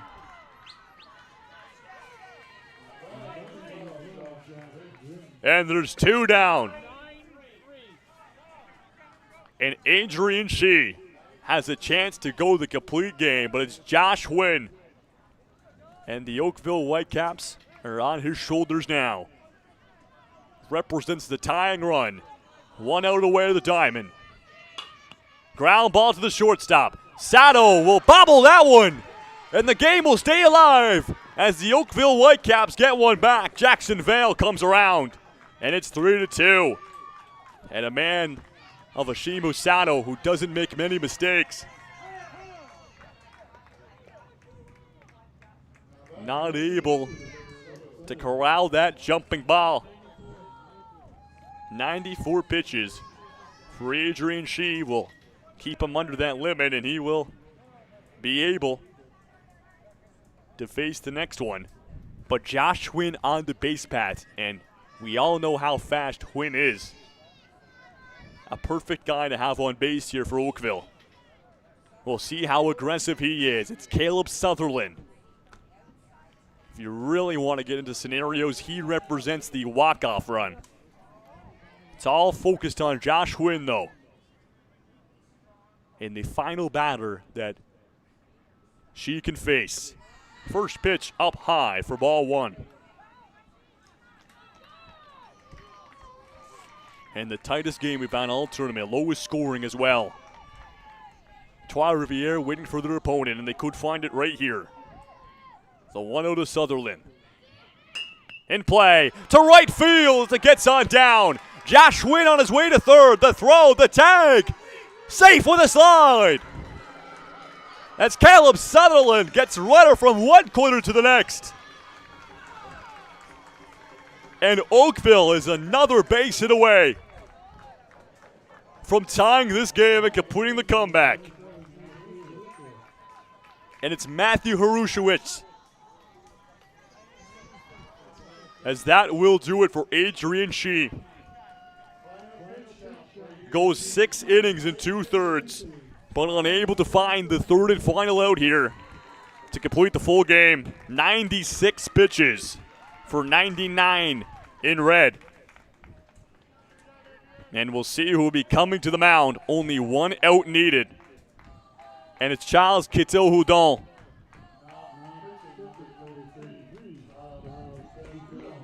And what a moment. Of course it's going to come down to a nail-biter. Just like this morning's game with the Colts and Trois-Rivières. Came down to the final inning. And it will again here today. Reminiscent of yesterday's game. With the same scoreline, well, same difference in scoreline, 1 run. The Diamond were able to pull it out yesterday. Can they do it again?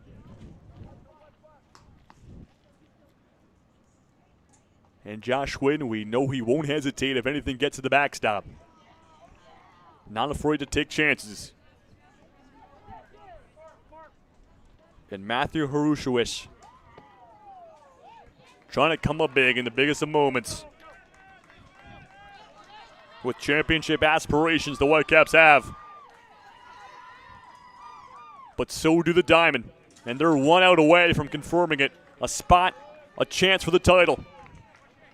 And Charles Kété-Houdon is good to go. And here we go. Harushewicz will await his first pitch.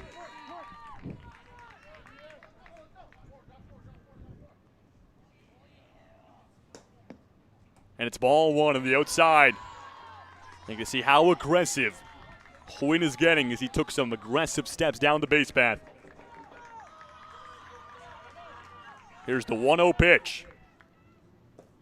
And it's down low for ball two.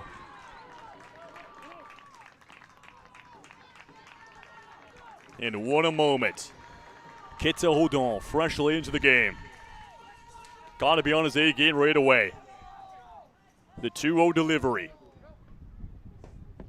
And it's strike one as he gets one back. And you can feel the tension here at the ballpark. We'll go to the 2-1 pitch. In play, a hopper. Sato, play to first, in time! And the Diamond will play for a championship tomorrow as they book a date with their Quebec neighbors, the Trois-Rivières Blackbirds, as the Diamond will have a chance to represent Canada if they can win tomorrow and send themselves to BC and beat the Western champions as the Oakville Whitecaps gave it their all, but just come out short in the lowest scoring game of the tournament. Heck of a battle between these two teams. And Oakville will play tomorrow at the 10 a.m. game against the Kingston Colts, but it'll be Diamond and Trois-Rivières Blackbirds at 1 p.m. You will not want to miss it, folks. So subscribe and hit that notification bell on the Kingston Baseball Association YouTube channel so you are notified when we go live. And well, folks, after a week of round robin and a semifinals game, it pains me to say this, but I won't be on the call for tomorrow's games. Another Little League tournament calls my name, and I'll be on the road, unfortunately, but you will get to hear for the first time this tournament the glorious voice of producer Ryan Hennessy, who will be behind the mic tomorrow, calling the championship game and the consolation game as well. As I would love to be here, but as mentioned, I've got prior Little League commitments that call my name. But I will be one of you guys watching at home as Ryan Hennessy performs an amazing call. The Diamond and the Trois-Rivières Blackbirds tomorrow at 1 p.m. You will not want to miss it. A trip to BC on the line to battle it out for the champions of Canada. This one ends 3-2, the final score, as the Diamond beat the Whitecaps. For the last time for myself, I've been Jacob Ewing alongside producer Ryan Hennessy, and we'll see you tomorrow. Good night.